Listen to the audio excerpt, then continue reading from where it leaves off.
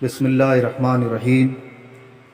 ایک بار حضرت ام سلمہ رضی اللہ عنہا کے پاس کہیں سے کچھ گوشت آیا اور جناب رسول اللہ صلی اللہ علیہ وسلم کو گوشت بہت اچھا لگتا تھا، اس لیے حضرت ام سلمہ رضی اللہ عنہا نے خادمہ سے فرمایا کہ یہ گوشت طاق میں رکھ دے، شاید حضور نوش فرماوے۔ اس نے طاق میں رکھ دیا۔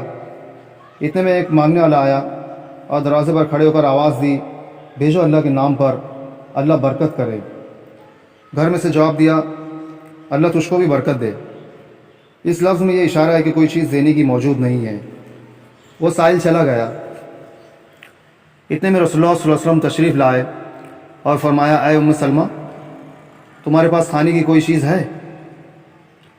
انہوں نے کہا ہاں ہے، اور خادمہ سے کہا جاؤ گوشت آپ کے واسطے لے آ۔